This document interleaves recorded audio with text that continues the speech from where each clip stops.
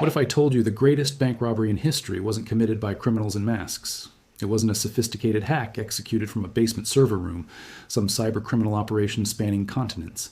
It wasn't a dramatic raid with getaway cars, screeching around corners, tires smoking, sirens wailing behind them in the distance. It was committed by a government against its own people. And the getaway driver, the man who orchestrated every detail of this theft while sitting 1,000 miles away in his Kremlin office, was Joseph Stalin. Imagine 70 African elephants made of solid gold. Picture that weight, that impossible mass. That is 510 tons of pure, gleaming bullion. Now imagine that entire fortune, a weight so massive it would require a convoy of trucks just to transport it, a value so enormous it defies easy comprehension, vanishing in a single week. Not stolen by bandits in the night, not seized in a military coup, but transferred, officially sanctioned, moved with government paperwork and official stamps. This is the story of how the fourth largest gold reserve on the planet was loaded onto trucks in the middle of the night and shipped to a country that had no intention, not for a single moment, of ever giving it back. This is the story of the day Spain went broke, the day an entire nation's economic foundation was pulled out from under it like a rug. This is the story of a betrayal so complete, so devastating, that its echoes still reverberate through Spanish politics today, nearly 90 years later. And the receipt? The receipt is still missing. To understand the scale of this catastrophe, to truly grasp why this happened and what it meant, we have to go back to 1936. We have to go to Madrid. But not the Madrid of tourists and sunny plazas, not the Madrid of the Prado Museum where people stroll and admire Velázquez paintings. We have to imagine a Madrid that is trembling with fear, a city that is holding its breath, waiting for something terrible to happen. The Spanish Civil War has just exploded across the country like a bomb going off. What had been political tensions simmering beneath the surface for years, conflicts between left and right, between monarchists and republicans, between the Catholic Church and secular reformers, has suddenly erupted into open warfare. The air is thick with the acrid smell of smoke from burning buildings and the metallic taste of fear that seems to seep into everything, into every breath you take. In the distance, beyond the tile-roofed suburbs and the ancient city walls that have protected Madrid for centuries, you can hear it. The low, ominous rumble of artillery that sounds like thunder that never stops. A constant percussion that rattles windows and sets teeth on edge. It is the sound of General Franco's nationalist army marching on the capital, getting closer every day, every hour. And they are not some ragtag militia. They are ruthless, battle-hardened soldiers brought from Morocco, men who have spent years fighting colonial wars in North Africa. They are disciplined, German-trained officers who understand modern warfare in ways that few Spanish soldiers do. They have the backing of Adolf Hitler's Luftwaffe, the best air force in the world, and Benito Mussolini's tanks rolling across the Spanish landscape. And they are getting closer every single day, advancing kilometer by kilometer, despite desperate Republican resistance, inside the city behind barricaded streets, where sandbags are piled high against storefronts and nervous militiamen in mismatched uniforms clutch rifles. They barely know how to use. The government of the Spanish Republic is in a state of absolute panic. They are not just losing battles here and there. They are losing the war on every front, simultaneously. Their hastily assembled armies, composed mostly of workers and peasants with more revolutionary passion than military training, are retreating everywhere. They lack coordination. They lack proper equipment. They lack experienced officers who know how to maneuver divisions and organize supply lines. The professional military officers, the career soldiers who actually knew how to run an army, had largely defected to Franco's side when the war began. The Spanish military had always been conservative, monarchist, deeply Catholic. When civil war erupted, most of the generals made their choice immediately, and they chose Franco. What remained on the Republican side was a chaotic patchwork of loyalist units, militia groups organized by trade unions, communist brigades, anarchist columns, all of them brave, all of them committed to the cause, but none of them prepared for the kind of mechanized warfare that was about to engulf them. The equipment was antiquated at best, rifles left over from the First World War, artillery pieces that belonged in military museums, machine guns that jammed after a few bursts of fire. The supply lines were pure chaos, with different political factions hoarding weapons and ammunition and refusing to share with their supposed allies because of ideological disputes. It was a miracle the Republic was still fighting at all. And perhaps most devastating of all, most crushing to the morale of everyone fighting to preserve Spanish democracy, their supposed allies in Europe had abandoned them to their fate. The British and the French, the great democracies who loved to lecture the world about freedom and justice and the rights of man, had declared a policy of non-intervention. It was a polite diplomatic term, carefully crafted to sound reasonable in League of Nations meetings and international forums, but in practice it meant they would watch Spain burn and do absolutely nothing to help. They would not sell weapons to the democratically elected government of Spain. They would not send military advisors or training missions. They would not even offer strong diplomatic support. They would close their eyes while fascism spread across the continent like a plague, while Hitler and Mussolini tested their weapons and tactics on Spanish soil, using Spain as a laboratory for the larger war they were planning. The Republic was alone. Utterly, completely, desperately alone. But, and this is the crucial fact that explains everything that follows, the Republic had a secret weapon. It had something that Franco desperately wanted, something that the world envied, something that represented centuries of accumulated wealth and imperial power. It had gold, mountains of it. The Bank of Spain in 1936 was not just another central bank with marble columns and guards checking credentials at the door. It was a fortress built like a medieval castle, transported into the modern age. The building itself, located in the Plaza de Cibeles, in the very heart of Madrid, directly across from the famous fountain with its statue of the goddess Cybele, was an imposing structure of solid stone and thick steel reinforcements. Its walls were thick enough to withstand direct artillery bombardment. Its windows were barred with iron grills that would require industrial equipment to breach. The entire building looked less like a bank and more like a maximum security prison designed to keep something extremely valuable locked inside.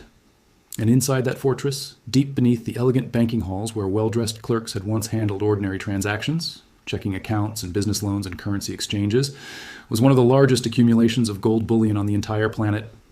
We are not talking about a few crates stored in a basement vault. We are talking about massive underground chambers carved out of the bedrock beneath Madrid, filled wall to wall, floor to ceiling, with gold in every imaginable form. How did Spain accumulate such staggering wealth? The answer takes us back centuries, back to the age of empire, when Spain was one of the most powerful nations on earth, when Spanish was spoken across half the globe and Spanish ships controlled the world's oceans. Spain had been an empire when the word empire actually meant something. When it meant controlling vast territories across multiple continents, when it meant the power to reshape global commerce and politics. For 3 centuries, Spain had drawn staggering wealth from the Americas. From the legendary silver mines of Potosí in Bolivia, which produced so much silver, it literally changed the global economy and caused inflation across Europe. From the gold fields of Mexico and Peru, where indigenous people were forced to extract precious metals under brutal, often deadly conditions, from plantations and trading posts and colonial settlements scattered across 2 continents. Spanish galleons had crossed the Atlantic and Pacific Oceans loaded with treasure, chests of gold coins, bars of silver, precious gems that filled the royal coffers in Madrid, that built palaces and cathedrals and funded armies. For generations, Spain had been the banker of Europe, the source of hard currency that other nations desperately needed to conduct trade and finance their own ambitions. Even after the empire began to contract, after Spain lost most of its American colonies in the wars of independence in the early 19th century, the residual wealth remained. It was carefully guarded, carefully managed, stored in the vaults of the Bank of Spain as a national treasure. But even more important to understanding the sheer size of the gold reserve in 1936 was what happened during the First World War. While the rest of Europe tore itself apart in the most destructive war in human history up to that point, bleeding their treasuries absolutely dry to fund the mechanized slaughter in the trenches, printing money until it became worthless. Accumulating debts that would take generations to repay, Spain had stayed neutral.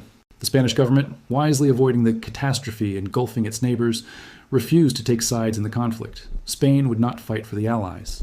Spain would not fight for the Central Powers. Spain would simply do business with both. And neutral Spain had become extraordinarily rich from that terrible war.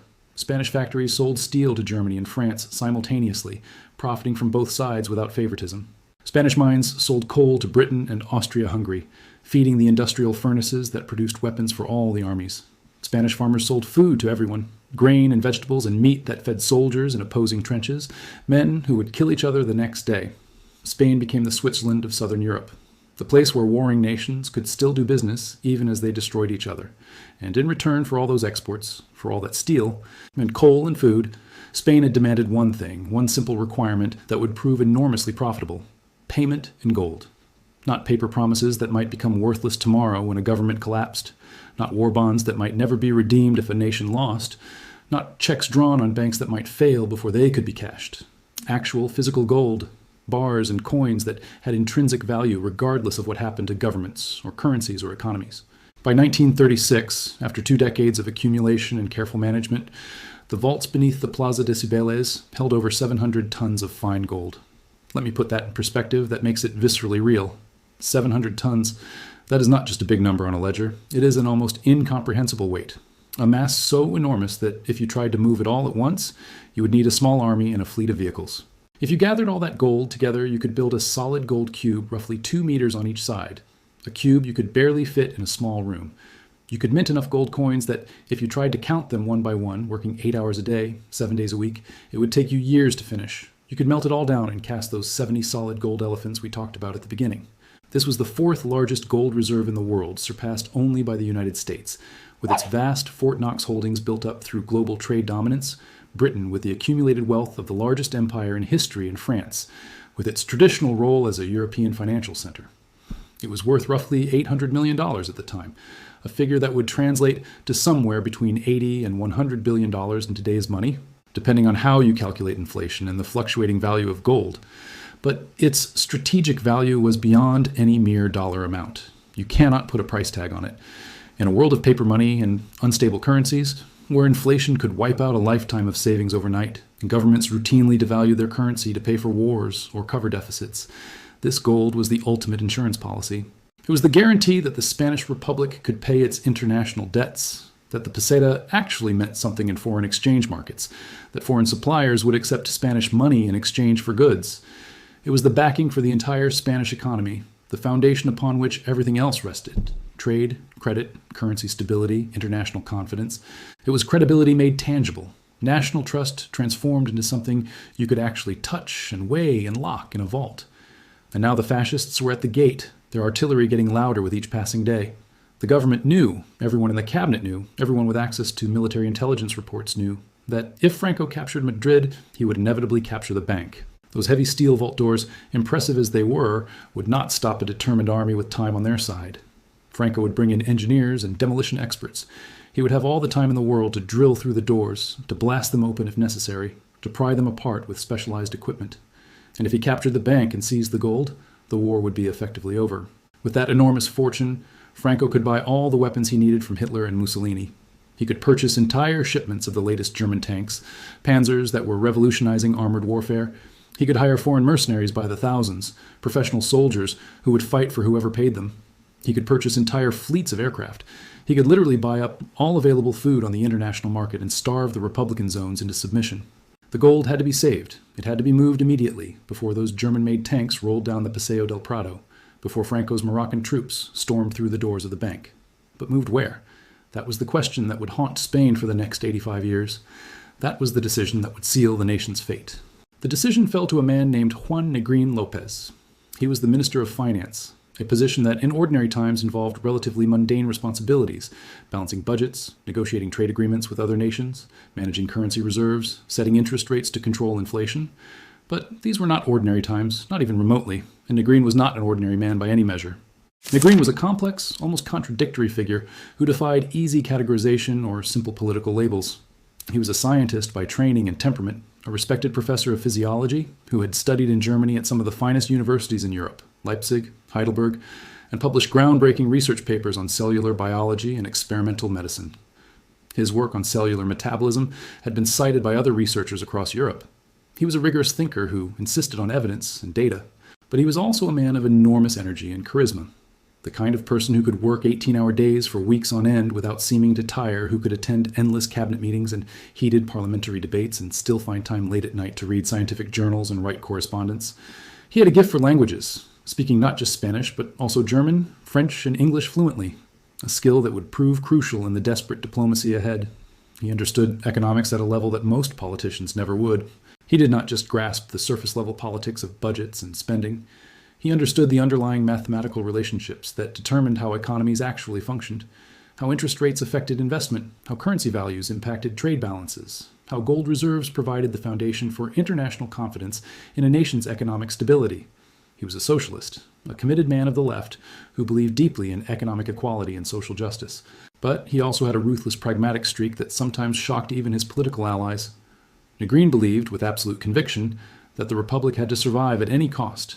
Democracy had to be preserved, even if that meant making morally complicated decisions. Fascism had to be stopped, even if that required methods that made people uncomfortable.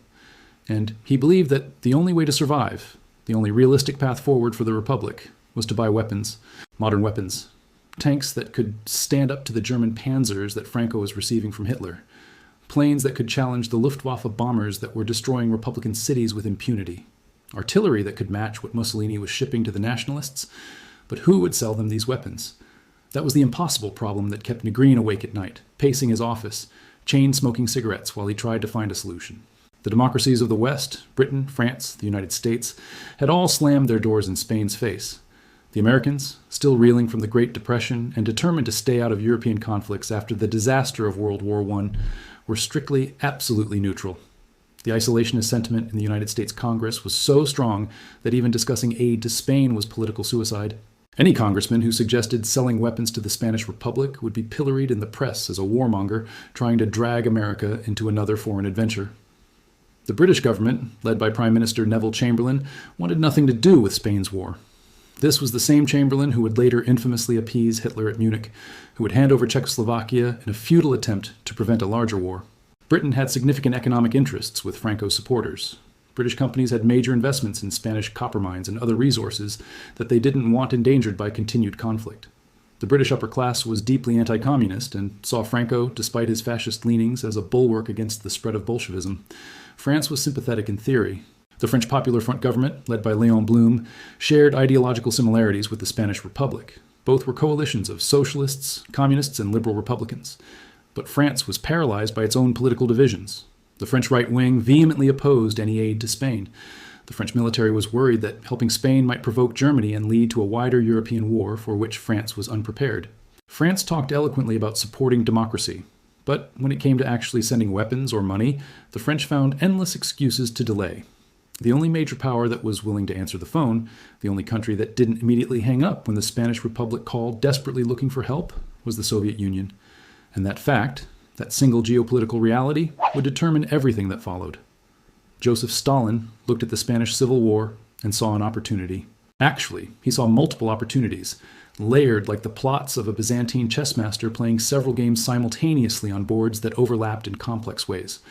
On the surface level, the level he presented to the world and to his own Politburo, he saw a chance to fight a proxy war against Adolf Hitler without committing Soviet troops to a European battlefield. He could weaken Nazi Germany, test German military capabilities, force Hitler to expend resources and attention, all without risking Soviet lives or Soviet territory. From a strategic standpoint, it was brilliant. Let the Spanish bleed the Germans, while the Soviet Union watched from a safe distance.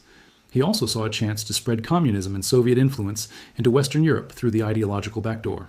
If the Spanish Republic could be saved with Soviet help, if Soviet weapons and Soviet advisors could turn the tide of the war, Spain would owe the Soviet Union an enormous debt. Not just financially, but politically and ideologically. Spain could become a communist state, a Soviet satellite, positioned right on the border with France and Portugal. The geopolitical map of Europe could be fundamentally redrawn in Moscow's favor. He saw possibilities for Soviet military bases on Spain's Mediterranean coast, threatening British Gibraltar and French North Africa. He saw opportunities to challenge British naval dominance in the Western Mediterranean. The strategic possibilities seemed endless. But most of all, and this is absolutely crucial to understanding what happened next, to comprehending Stalin's actual motivations, he saw a chance to make money. Enormous amounts of money. Money that could fund Soviet industrialization, that could build the factories and tank plants that would be necessary to fight the coming war with Germany. Stalin was not a sentimental ideologue driven purely by Marxist theory or romantic notions of international worker solidarity. He was, at his core, a gangster operating on a geopolitical scale. A man who had clawed his way to absolute power through the Russian Revolution and Civil War, through the violent power struggles that followed Lenin's death, through the brutal purges in which he systematically eliminated anyone who might challenge his authority. He had ordered the deaths of millions of Soviet citizens. He had created a famine in Ukraine that killed millions more. He was ruthless and calculating in ways that made other dictators look amateurish by comparison. He understood power in its most elemental, brutal form. And he understood that real power, sustainable power, came from controlling resources, from oil and steel and grain and gold. When the Spanish government approached him in the late summer of 1936, sending desperate telegrams through secret diplomatic back channels asking for help, literally begging for weapons to fight Franco, Stalin agreed. But he wasn't running a charity organization for endangered democracies. He wasn't motivated by abstract principles of anti-fascist solidarity. He wanted guarantees. He wanted collateral. He wanted something tangible that would ensure Spain would pay for every rifle, every tank, every artillery shell, every bullet. And so the plan was hatched over weeks of intense secret negotiations between Soviet representatives in Madrid and the Republican government. It was a plan so secret, so compartmentalized, that even Manuel Azaña, the President of the Republic, the nominal head of state, was not fully informed about it until it was essentially too late to stop it, until the machinery was already in motion and the trains were rolling toward the coast. The plan was simple in its basic concept, but staggering in its implications for Spain's future. Take the gold, all of it, the entire reserve that represented Spain as economic sovereignty and credibility, out of the Bank of Spain and ship it to Moscow. Hand it over to Stalin personally. Trust that he would keep it safe in Soviet vaults and return it when the war ended and democracy was restored. It sounds insane to us now, sitting here with decades of historical hindsight and knowledge about how Stalin operated. To take the entire accumulated wealth of a nation, the economic foundation built over centuries, and hand it to a totalitarian dictator who was internationally known for his paranoid purges and his willingness to murder anyone who got in his way. A man who was, at that very moment in history, conducting show trials in Moscow, where old Bolsheviks were forced to confess to absurd conspiracies before being executed. A man who was systematically killing his own generals and military officers in a purge that would nearly destroy the Red Army, his effectiveness. But you have to understand the desperation of the autumn of 1936. You have to put yourself in the position of those Republican leaders in Madrid, hearing the artillery getting closer every day, watching their armies retreat on every front. Seeing their appeals to Britain and France rejected with polite diplomatic language that meant, "We're going to let you die." They looked at the map and saw enemies everywhere. Fascists to the south, fascists to the west, fascists closing in on Madrid from multiple directions. They looked at Paris and London and saw closed doors and empty promises. They looked at Moscow and saw their only friend, their only ally, willing to actually sell them the weapons they desperately needed to survive. And they convinced themselves, whether through genuine ideological belief or desperate self-deception, that the Soviet Union was different, that it was not just another great power pursuing its own interests, that it was a brotherhood of workers, a state built on different principles, that Stalin, despite everything they might have heard about the purges and the famines, was fundamentally a benevolent ally who would guard their treasure like a faithful banker and return every ounce when the war was won and democracy restored. It was a fatal miscalculation, one that would haunt Spain for the next 85 years and counting. The operation to move Spain's gold began in total secrecy on the 14th of September 1936. The order was signed by Juan Negrin and the Prime Minister, Francisco Largo Caballero, a trade union leader who had risen to power on the strength of the workers' militias. The document authorized the transfer of the most important elements of the gold reserves to a safe place for protection. Notice the carefully crafted wording. It did not say Moscow. It did not say the Soviet Union. It did not even specify a foreign country. It simply said, a safe place. Deliberately vague, artfully ambiguous, designed to give the signers plausible deniability if the operation was discovered and questioned. Even the document itself was classified at the highest possible level, shown only to a tiny handful of officials who had been sworn to absolute secrecy about its contents. The physical logistics of moving this gold were staggering, almost unimaginable in their complexity. This was not a matter of loading a few suitcases of cash into a car and driving across town. The gold was stored in the deep vaults of the Bank of Spain, vaults that were themselves a marvel of early 20th century engineering and security design. These vaults were located 30 meters underground, roughly 10 stories down into the solid bedrock beneath Madrid. To even reach them, you had to take a special reinforced elevator that descended through multiple layers of concrete and steel reinforcement. The vaults were protected by a series of massive armored doors, each one weighing several tons, each one requiring mechanical assistance to open and close. The locks were extraordinarily complex, multi-combination affairs that required 3 separate officials to open simultaneously, each one with their own unique key that had to be inserted and turned at precisely the same moment. And there was a final failsafe, a last-ditch defense mechanism that sounded like something from an adventure novel. If the bank came under attack, if enemies managed to breach the outer defenses and were trying to force their way into the vaults, the staff could activate a system that would flood the entire elevator shaft and the vault antechamber with water pumped from the Cibeles fountain outside. The vaults would become an underground lake, protecting the gold even if the building above was destroyed. The entire system was considered impregnable, a fortress that could withstand any assault. But the enemy was not breaking in from outside. The enemy had the keys. The enemy had the combinations. The enemy had official authorization signed by the government itself. Over a period of several nights, working under the cover of darkness when Madrid's frightened residents were huddled in their homes afraid of German bombers, a strange army descended into those supposedly impregnable vaults. This crew was an odd mixture that could only have existed in the chaos and social upheaval of civil war. Professional locksmiths who knew the intricate mechanisms, bank clerks and treasury officials who knew the layout and the procedures, and anarchist militiamen working-class revolutionaries in overalls with red and black scarves tied around their necks, who provided the muscle and the security. They disabled the security systems one by one, carefully, methodically, documenting each step so they could theoretically restore everything later, if necessary. They opened those massive steel doors using the official combinations. And then they began the back-breaking, grueling work of actually moving the gold, hundreds of tons of it, crate by crate, bar by bar. The gold was packed in wooden crates that had been hastily assembled but reinforced to handle the enormous weight. These were military ammunition boxes, the kind normally used to transport artillery shells that had been modified with extra wooden boards and metal bands. Each crate held approximately 65 kilograms of gold, about 143 pounds of solid metal. Try to imagine that weight for a moment. Picture a box small enough that you could wrap your arms around it, but so heavy that it takes two grown men straining with maximum effort just to lift it off the ground, just to move it a few meters. Your back aches, your hands cramp. You worry about dropping it, about what would happen if one of these boxes fell and split open.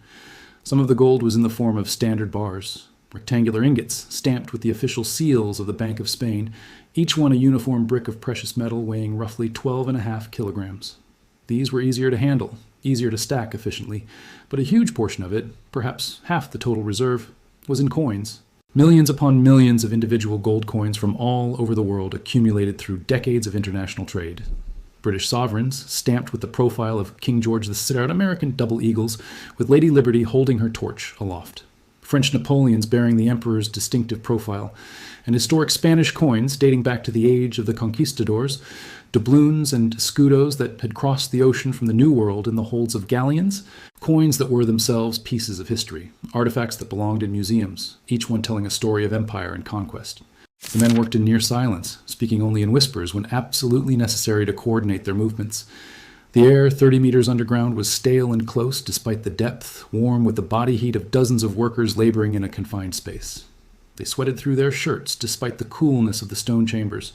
They hauled the impossibly heavy crates onto metal trolleys, wheeling them carefully to the elevators, terrified of an accident that might spill thousands of gold coins across the vault floor.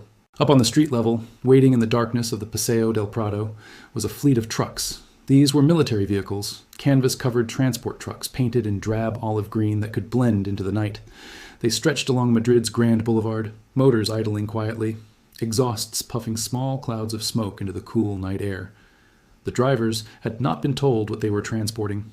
They had simply been given orders. Drive to these coordinates, load the cargo, deliver it to Cartagena. The cargo was crucial for the war effort, they were told. The cargo might help save the Republic. They were patriots performing a vital service. But you cannot hide the nature of gold. Gold has a specific density, a weight-to-volume ratio that anyone with experience handling heavy goods can recognize immediately. When a small wooden box requires two men to lift it, when a truck rides so low on its suspension that the wheels nearly touch the fenders, when the engine strains and groans under a load that should be manageable, these things tell their own story without words. The rumors began to spread almost immediately among the workers and drivers. They whispered to each other during breaks, during the moments when guards weren't watching closely. They whispered that the Republic was emptying the treasury, that the gold was being moved, that something enormous and unprecedented was happening in the dead of night. But the security was tight. The carabineros, the customs police acting as guards, were watching with rifles ready, and no one dared speak these suspicions out loud, where they might be overheard and reported. The destination was Cartagena, an ancient naval port on Spain's Mediterranean coast, roughly 450 kilometers southeast of Madrid. In peacetime, on modern highways, you could drive that distance in about 4 hours, maybe 5 with traffic. But in the autumn of 1936, with civil war raging across the countryside and roads damaged by fighting, it was a journey through multiple circles of hell. Cartagena had been chosen for very specific strategic reasons that the planners had carefully considered. It was the primary stronghold of the Republican Navy, one of the few branches of the Spanish military that had remained largely loyal to the elected government when the war began. Most of the fleet's officers and sailors had sided with the Republic, and the naval base at Cartagena was now the strongest military installation under Republican control. The port city was surrounded by massive coastal artillery batteries embedded in the limestone cliffs overlooking the harbor, huge guns that could sink any nationalist warship that dared to approach. It was far from the active front lines, protected by hundreds of kilometers of Republican-held territory. The city had deep water docks that could handle large ships, caves carved into the cliffs that had been used for military storage for centuries, and a population that was overwhelmingly loyal to the Republic. By any reasonable measure, it was the safest place left in Republican Spain. If the gold had to be moved from Madrid, Cartagena made strategic sense. The convoy set off in the dead of night, probably around 2 or 3 in the morning, when even the insomniacs and the anxious sentries were at their lowest point of alertness. It must have been a surreal, almost apocalyptic sight. Dozens of heavy trucks groaning under their massive loads, winding their way through the darkened Spanish countryside like some mechanical serpent crawling through the darkness. They drove without headlights to avoid attracting the deadly attention of German bombers. The Condor Legion, Hitler's Air Force volunteers who were using Spain as a testing ground for their tactics and equipment, were prowling the skies at night looking for targets, troop convoys, supply trains, anything that moved. A long line of trucks on a main road would have been impossible to resist. The bombers would have come screaming down, and the gold would have been scattered across the countryside in 1,000 burning fragments. So the drivers navigated by moonlight when they had it, and by memory and desperation when they didn't. Following roads they could barely see, praying they wouldn't drive off a cliff or into a crater left by an earlier bombing raid. They drove through sleeping villages where peasants were literally starving, where families were surviving on thin soup made from grass and whatever they could scrounge. These people, these Spanish citizens, who were technically what the Republic was fighting for, had no idea that enough wealth to feed them for a century, enough wealth to rebuild their entire region, was rolling past their shuttered windows close enough to touch. If they had known, if they had understood what was in those anonymous military trucks, what would they have done? Would they have tried to stop the convoy? Would they have demanded some share of the wealth for their own survival? There were accidents along the way. The roads in rural Spain in 1936 were terrible even in peacetime, narrow, unpaved in many places, full of potholes and washouts. And these trucks were massively overloaded, carrying weights they were never designed to bear. We have fragmentary historical reports of breakdowns, of trucks with blown tires or seized engines being abandoned by the roadside, their precious cargo hastily transferred to other vehicles in the darkness. There were delays, hours lost, while mechanics worked by the dim light of shielded flashlights to repair broken axles and overheated engines. But the security remained absolutely tight, professional in a way that little else in the chaotic Republican war effort managed to be. The convoy was guarded by the Carabineros, the customs police force that had traditionally protected Spain's borders from smugglers and bandits. These were not revolutionary militia members with more enthusiasm than discipline. These were professional law enforcement officers who had been carefully selected for their loyalty to the government. They rode in vehicles at the front and rear of the convoy, rifles ready, with orders to shoot anyone who interfered with the operation. And everyone in the convoy knew, without those orders being stated explicitly, that the guards would follow through. This was too important. This was Spain's entire economic foundation on wheels. When the exhausted trucks finally arrived in Cartagena, after what must have been a nightmare journey, the gold was not immediately loaded onto ships. Instead, it was carefully stored in a series of old naval magazines that had been carved into the rocky limestone cliffs overlooking the harbor. These were caves, essentially, deep chambers that had been used for decades, maybe for centuries, to store gunpowder and ammunition, places where an accidental explosion would be contained by the rock.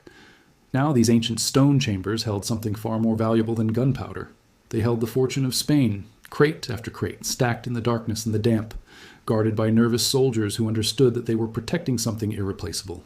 For a few tense weeks, while Madrid's government continued to teeter on the edge of collapse, and Franco's armies pressed closer to the capital, the gold sat in those caves in Cartagena. The Spanish government was still negotiating the final details with the Soviets, hammering out the precise terms of this unprecedented transaction. Juan Negrin was in constant communication with the Soviet representatives in Madrid, particularly a man named Arthur Stashevsky, who held the official title of Soviet Trade Envoy. But the real power, the man actually making the crucial decisions and pulling the strings from the shadows, was someone most Spaniards had never heard of. His name was Alexander Mikhailovich Orlov, though that was probably not his real name. NKVD agents rarely use their real names when operating abroad. Orlov is one of the most fascinating and sinister characters in this entire dark story. He was the station chief for the NKVD in Spain, the Soviet secret police, the organization that would later evolve into the KGB. He was Stalin's personal representative on Spanish soil, a master spy who had been trained in all the dark arts of espionage, manipulation, and assassination. He had arrived in Spain earlier in 1936 with a team of experienced NKVD agents, ostensibly to help the Republican government organize its intelligence services and train its police forces in counter-espionage techniques. But his real mission, his actual purpose, was far darker and more sinister. He was there to hunt down and eliminate Trotskyists and other anti-Stalinist Marxists, who Stalin saw as threats to Soviet ideological control. He was there to ensure that if the Republic survived, it would be a pro-Soviet, pro-Stalin Republic, not an independent leftist government that might pursue its own path. He ran secret prisons in Barcelona, where suspected enemies of Stalin were tortured for confessions. He orchestrated political assassinations, making sure that the murders looked like accidents or the work of fascist agents. He was, in every sense, the embodiment of Stalin's long murderous reach extending into Spain. When the gold operation was finally approved at the highest levels of both governments, Orlov was the obvious choice to oversee the logistics on the ground. He was the one who coordinated the security at Cartagena, making sure that no one except absolutely trusted personnel got anywhere near the storage caves. He was the one who personally selected which Spanish workers would be allowed to help load the ships, choosing only Spanish Communist Party members whose loyalty to Moscow was unquestionable. He was the one who maintained constant communication with Moscow through encrypted telegrams, reporting every detail of the operation directly to Stalin's inner circle. Years later, after Orlov had defected to the United States and finally published his memoirs in the 1950s, he described receiving a coded telegram from Stalin himself at this crucial moment. The telegram was chillingly simple, brutally direct in the way that only Stalin could be. It ordered Orlov to load the gold onto Soviet ships and send it immediately to Odessa, the major Soviet port on the Black Sea. But the telegram included one more line, a personal note from Stalin that revealed everything about his true intentions. Stalin wrote, in his characteristically crude way, "The Spanish will never see their gold again, just as they do not see their own ears." Think about that image for a moment. Before a single crate of gold had physically left Spanish soil, before the ships had even arrived in Cartagena's harbor, Stalin had already decided to steal it all. There was no intention of safekeeping, no plan for eventual return. From day one, from the very first moment, this was a heist. It was theft on a national scale, theft dressed up in diplomatic language and official paperwork, but theft nonetheless. Spain was about to be robbed by its only ally. In late October 1936, as autumn settled over the Mediterranean and the weather began to turn from warm to merely mild, the Soviet ships finally arrived in Cartagena's harbor. There were 4 of them, and their names would later become infamous in Spanish history: the Kine, the Neva, the Volgols, and the Kursk. They were ordinary merchant vessels, the kind of ships you would see in any commercial port carrying routine cargo. They were painted in drab, faded colors, grays and browns that helped them blend into the sea and the overcast sky. They looked exactly like tramp steamers that might be transporting grain from the Ukraine or coal from the Donetsk Basin, anonymous workhorses of international commerce that attracted no particular attention. This unremarkable appearance was entirely deliberate. Orlov emphatically did not want these ships to attract attention, did not want anyone to realize that something extraordinary was happening in Cartagena. He knew that Franco's Nationalist Intelligence Service had agents and informants everywhere, even in supposedly secure Republican ports. If the Nationalists discovered that Soviet ships were loading something extremely valuable, they would attack. They would send their small but effective submarine force. They would order their air force to bomb the harbor. They would do whatever it took to prevent that cargo from reaching the Soviet Union. The loading operation began on the night of October 22, 1936. This was the moment when Spain's gold physically began to leave Spanish territory, the point of no return that would haunt the nation for decades to come. Orlov personally handpicked every stevedore, every worker who would be allowed anywhere near the ships during loading. He chose Spanish tank crews and military personnel who were all members of the Communist Party, men whose ideological loyalty to Moscow was beyond question. He explicitly refused to use the regular dock workers, the experienced longshoremen who normally loaded ships in Cartagena, because many of them were anarchists who hated the communists almost as much as they hated Franco. Orlov told these carefully selected workers that the crates they would be loading contained ammunition, artillery shells and rifle bullets that needed to be moved to a safer location before an anticipated nationalist air raid. It was a plausible cover story. Cartagena was regularly bombed, and moving ammunition made perfect military sense. But again, the weight betrayed the lie immediately. No ammunition, no explosive shells, no boxes of rifle bullets weighed what these crates weighed. When it took 2 strong men straining with maximum effort just to lift a single small box, when the gangplanks creaked and bent under the load, everyone involved knew they were moving something far more valuable than gunpowder. The loading operation was a chaotic, tension-filled scene that stretched across 3 long nights of continuous labor. The ships were moored in the darkness at the military docks, away from the civilian areas where curious eyes might watch. The only illumination came from dim, carefully shielded lanterns that provided just barely enough light to see by without creating a glow that might attract bombers. The exhausted workers struggled up the narrow, steep gangplanks with those impossibly heavy boxes, their boots slipping on the damp wood, every step a potential catastrophe. One dropped crate could smash open and spill thousands of gold coins onto the dock, revealing the secret to everyone within earshot.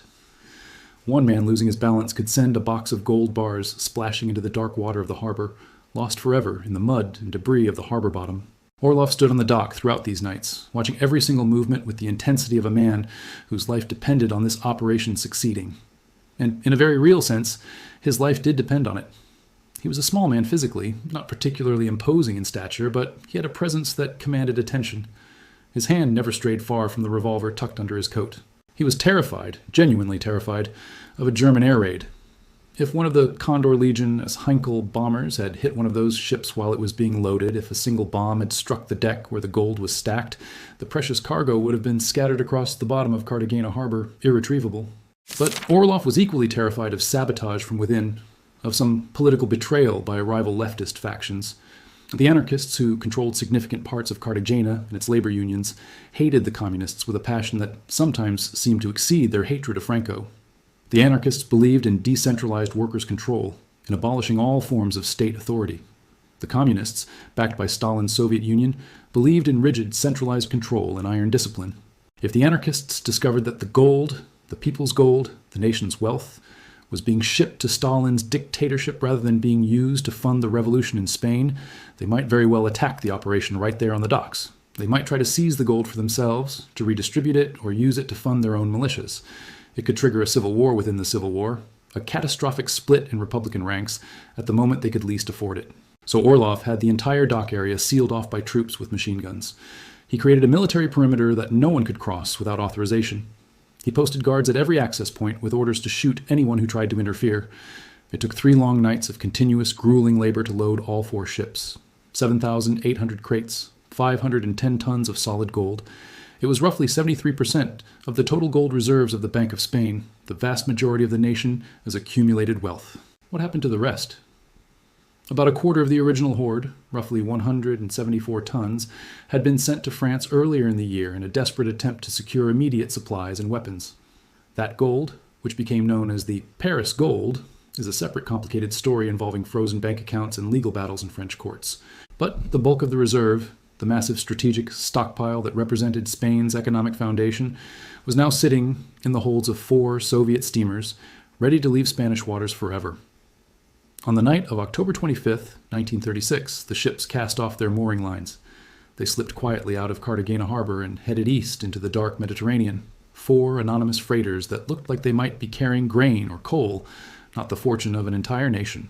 The voyage from Cartagena to Odessa was perilous in ways that modern commercial shipping, with its satellite navigation and international maritime law, can barely imagine. These were not peaceful waters.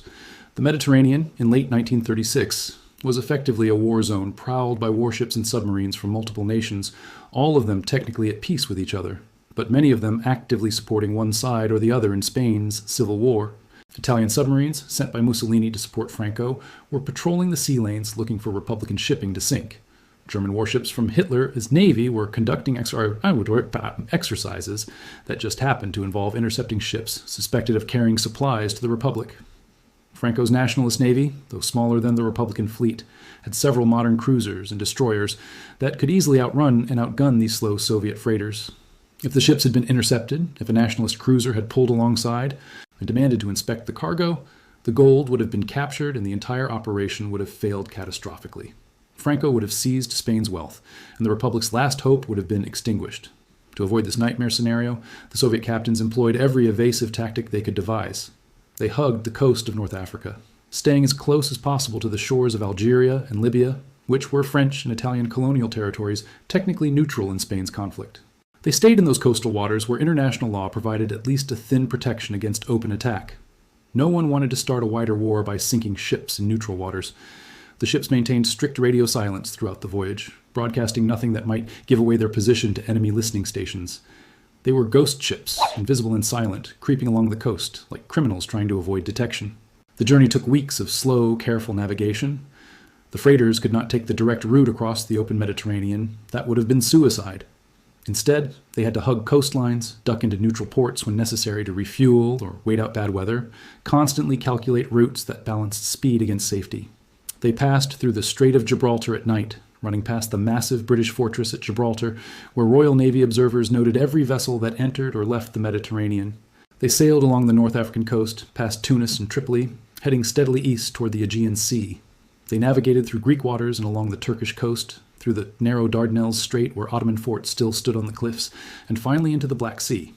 And there, in early November 1936, they finally arrived at their destination, Odessa, the major Soviet port in what is now Ukraine, but was then an integral part of the Soviet Union.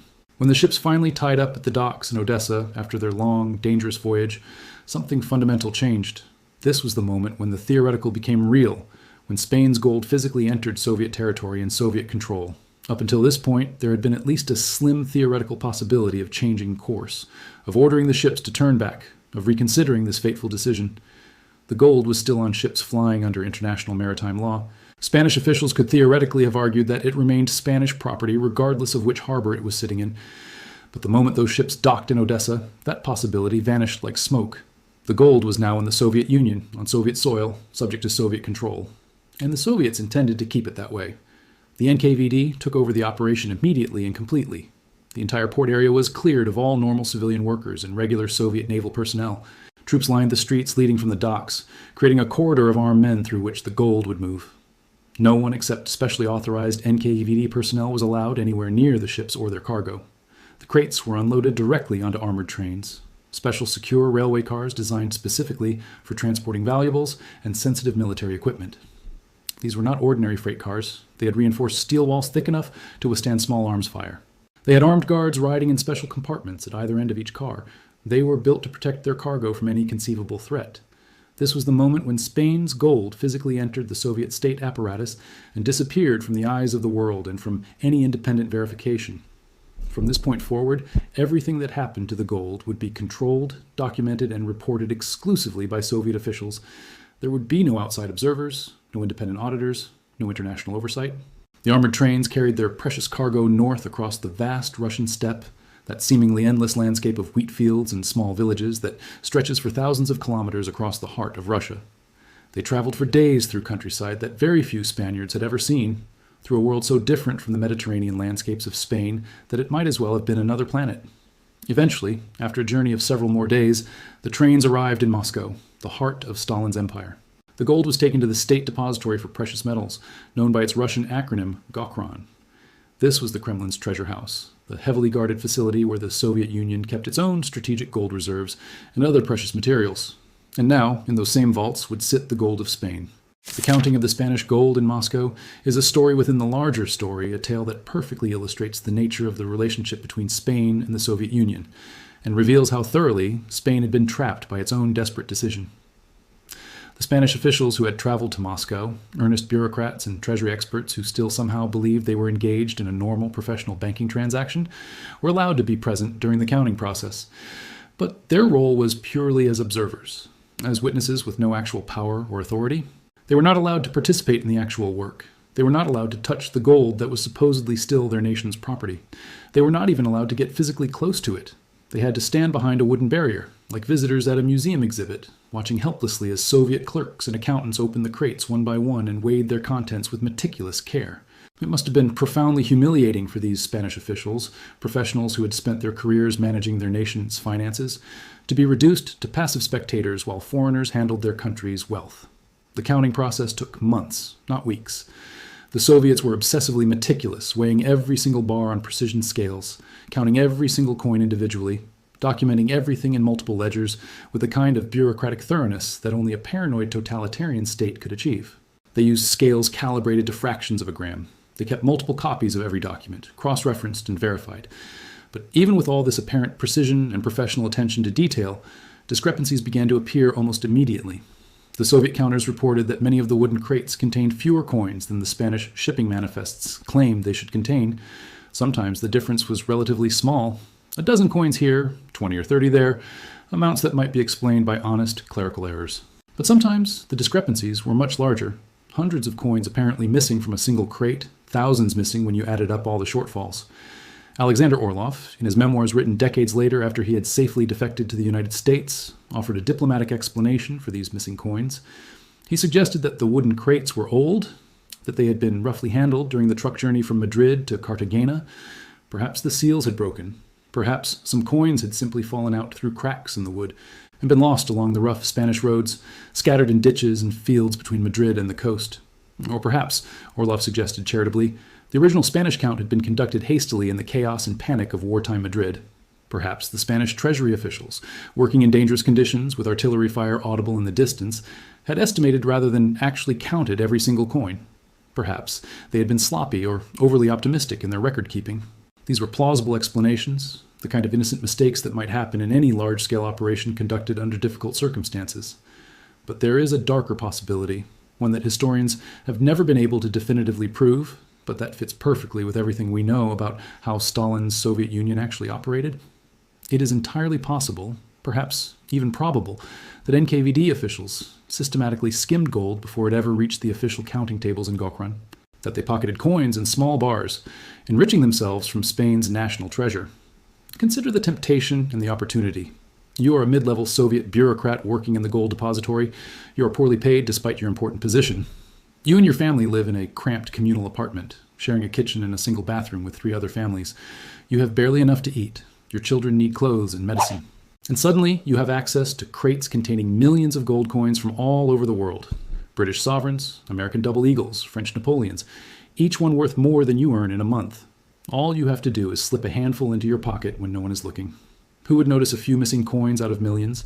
Who would dare to investigate or complain in Stalin's Moscow, where asking too many questions could get you sent to the gulag or shot? In Stalin's Russia, in a system as thoroughly corrupt as the Soviet bureaucracy had become, it would actually be more surprising if everyone involved kept their hands in their pockets and resisted the temptation entirely. Corruption was endemic, expected, practically institutionalized. But officially, according to the documents that still exist in the Russian archives, the count was completed in early 1937.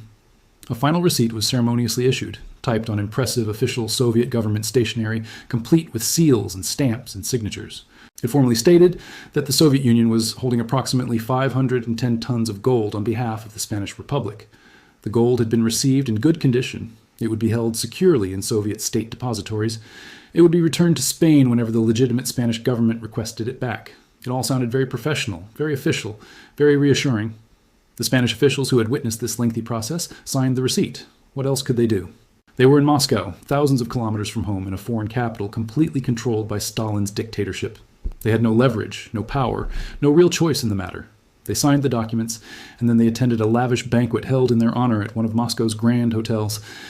There were toasts to international solidarity and the brotherhood of workers. There were eloquent speeches about the united front against fascism. There were promises, solemn promises made by Soviet officials with straight faces, that the gold would be safely guarded and returned the very moment that Franco was defeated and Spanish democracy was restored. The Spanish officials wanted desperately to believe these promises. They drank vodka with their Soviet hosts. They smiled and shook hands.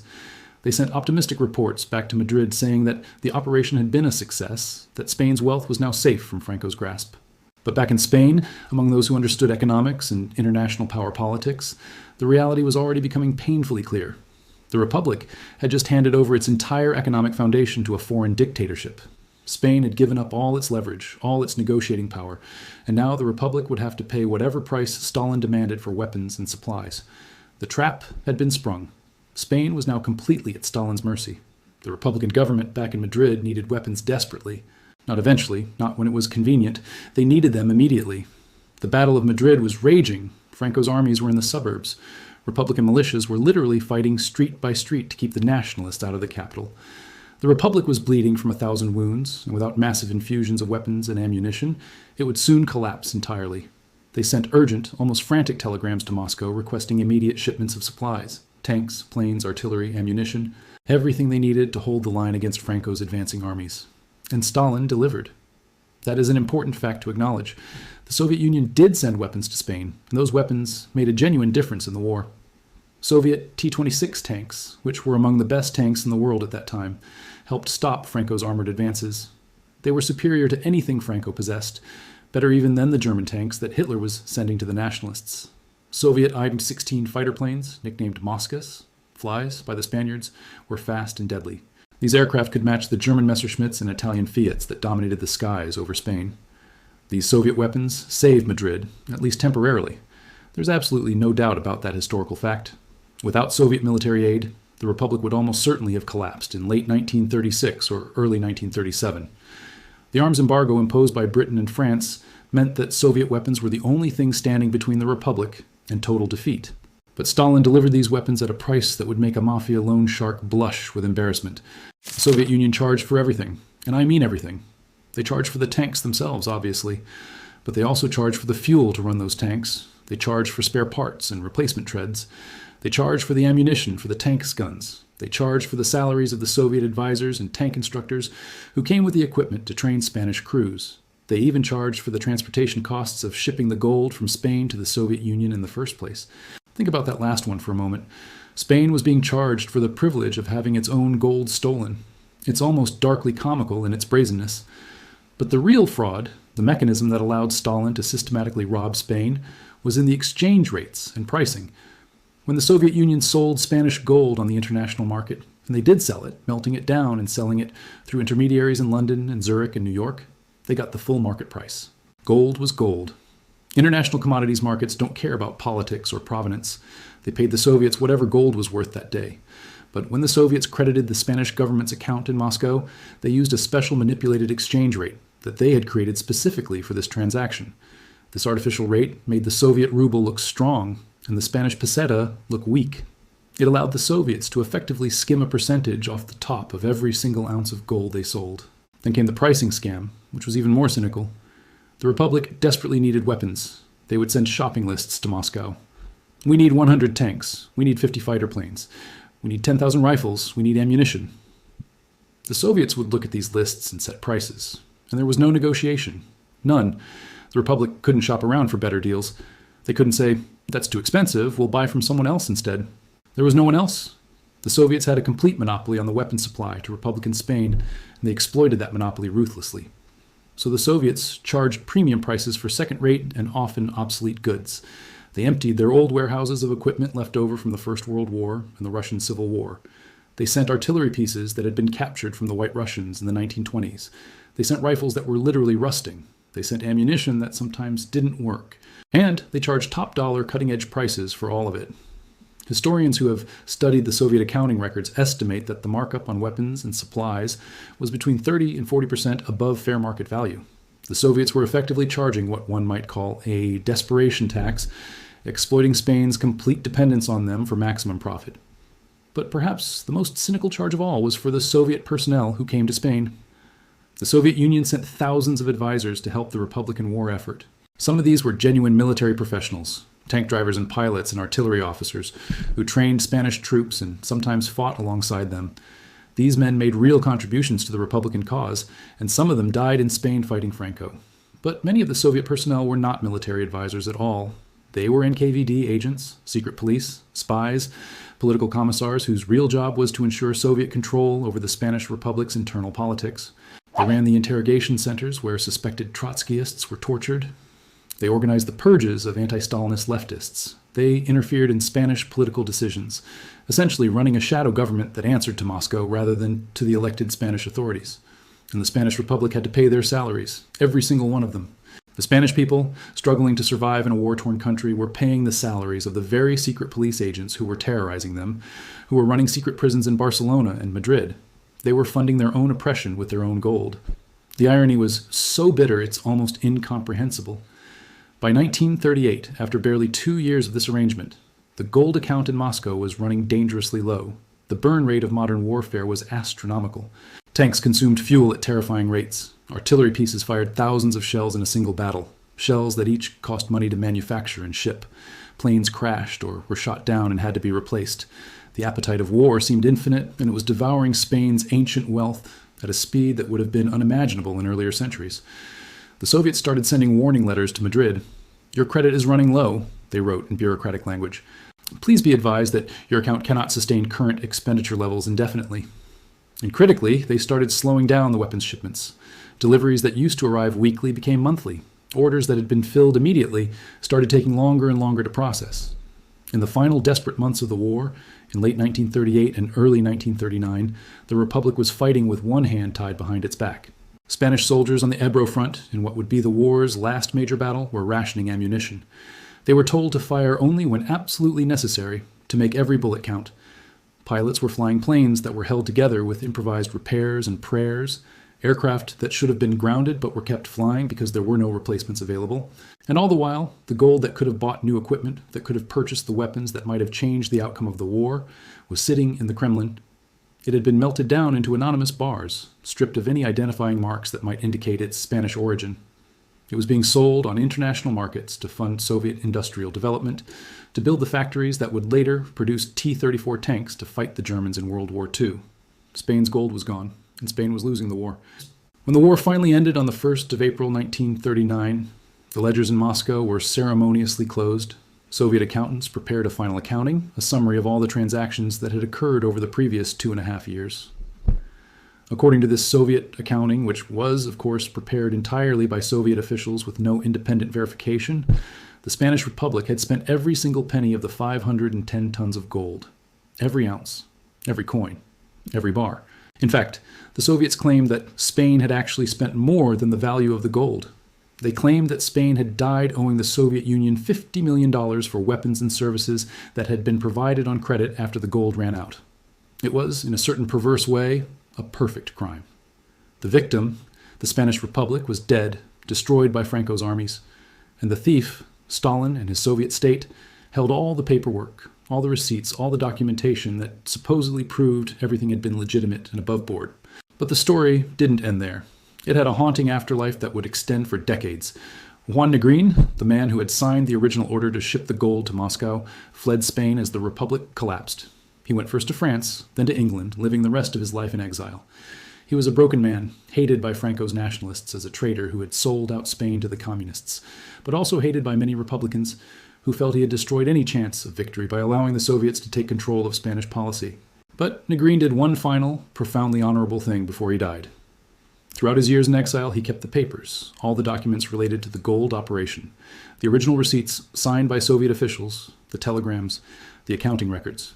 He kept them carefully preserved in a safe, understanding that these papers were effectively the title deeds to Spain's stolen wealth. On his deathbed in 1956, Negrin instructed his son to hand all these papers over to the Spanish government, to Franco's government, the very regime that had spent years denouncing him as a thief and a traitor. It was an act of supreme patriotism that transcended politics. Negrin hated Franco and everything he stood for, but he loved Spain more. He wanted the Spanish state, whatever government was in power, to have proof of what had been done, to have documentation of the theft. When Franco's ministers received these documents, they were stunned. For years, Franco's propaganda machine had claimed that the gold had been stolen, that the Republicans had looted the national treasury. But they had been working largely from rumor and incomplete information. Now they had proof. Official Soviet receipts with signatures, telegrams showing the transactions, accounting records documenting how the gold had been spent. But they also saw the final balance sheet. And that balance sheet, according to Stalin's mathematics, showed that the money was completely gone. There was nothing left to reclaim. And what about Alexander Orlov, the Soviet spy master who had organized the loading of the ships in Cartagena? His story is equally revealing.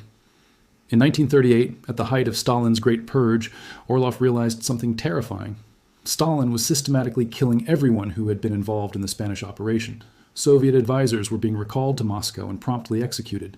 Witnesses were being eliminated. Orlov understood, with the clarity of a man whose life depended on it, that if he returned to the Soviet Union, he would be killed immediately.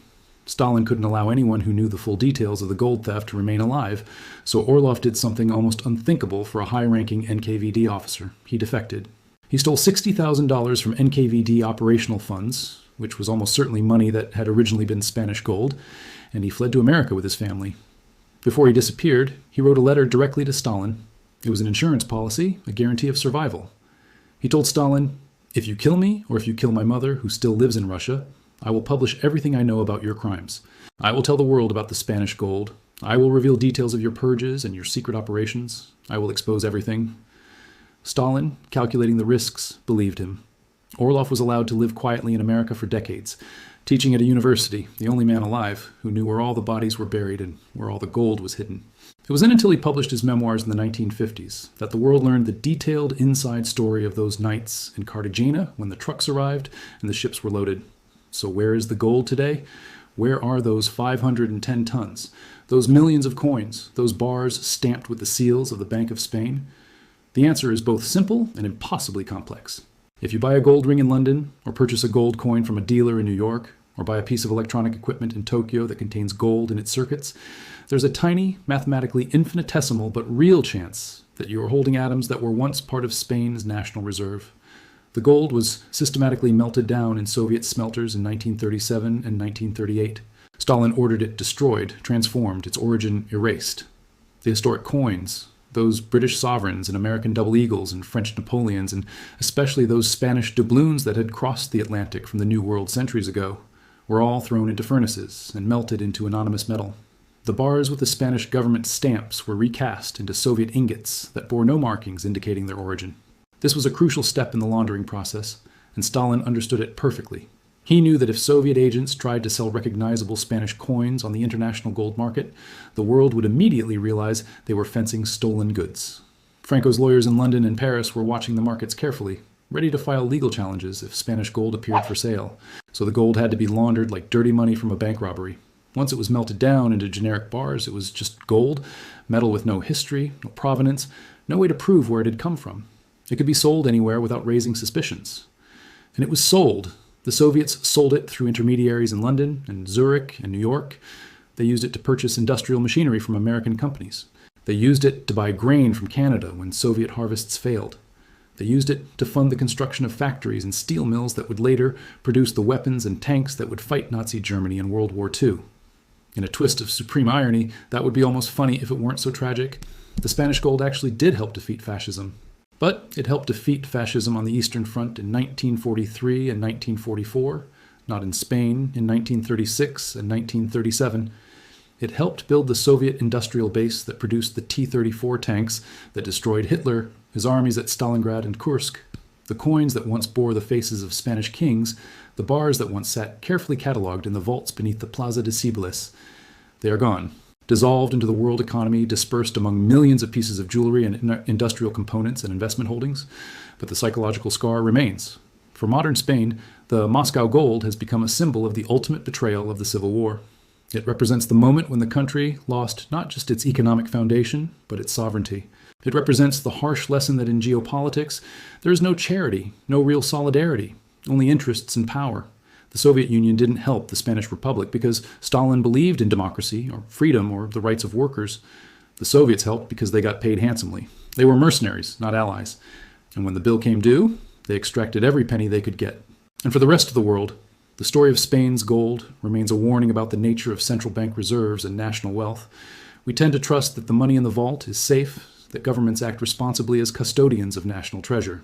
We assume that international agreements will be honored, that receipts and contracts mean something. But history shows us that when the guns start firing, when nations are fighting for survival, the normal rules of banking and international law go out the window. Desperate governments make desperate decisions. And other governments exploit that desperation without mercy. The day the trucks rolled out of Madrid was the day those rules were shattered. It was the day a government decided that the only way to save the nation was to potentially bankrupt it, to hand over its entire economic foundation to a foreign power and hope for the best. And perhaps the saddest irony of all is this: the gold that was meant to save the Spanish Republic actually helped destroy it. By giving the Soviets complete financial control, the Republic allowed Stalin's agents to take over the government from the inside. The Soviets used their leverage to demand the appointment of communist generals. They insisted on the suppression of rival political groups like the POUM and the anarchists. So, they turned Spain into a satellite state where major decisions were made in Madrid, but had to be approved in Moscow. This Soviet interference alienated the other anti-fascist groups. It created bitter divisions within the Republican coalition. It led to the tragic events of May 1937 in Barcelona, when communists backed by Soviet advisors and Soviet weapons fought street battles against anarchist militias. It was a civil war within the civil war, a fratricidal conflict that weakened the Republic at the moment it could least afford division. The gold was a poison pill. It bought weapons, yes, weapons that helped the Republic survive for nearly 3 more years. But it also bought political interference, foreign control, internal division, paranoia, and ultimately defeat. 510 tons of gold, the equivalent of 70 solid gold elephants, the 4th largest gold reserve on the planet. The accumulated wealth of centuries, the economic foundation of a nation, the labor of generations, loaded onto trucks in the middle of the night, driven through the darkness to the coast, loaded onto ships under the cover of secrecy, transported across a dangerous sea, unloaded in a foreign port, taken to the treasure house of a totalitarian dictator who had already decided to steal it all. And then it vanished into history, melted down and dispersed across the globe, leaving behind only painful memories and bitter lessons. The gold is gone. But the receipt, the final accounting, the justice, the recognition of what was stolen, remains unpaid to this day. This is the story of the Moscow Gold, the greatest bank robbery in history, a government's theft from its own people, and a warning that echoes down through the decades. In the chaos of war, when nations are desperate and dying, they become vulnerable not just to their enemies, but to their friends as well. This is John, and this is the Cinematic History Tales channel. Subscribe now to stay ahead of the curve, because when the history books are written, you'll want to be among the few who saw it coming.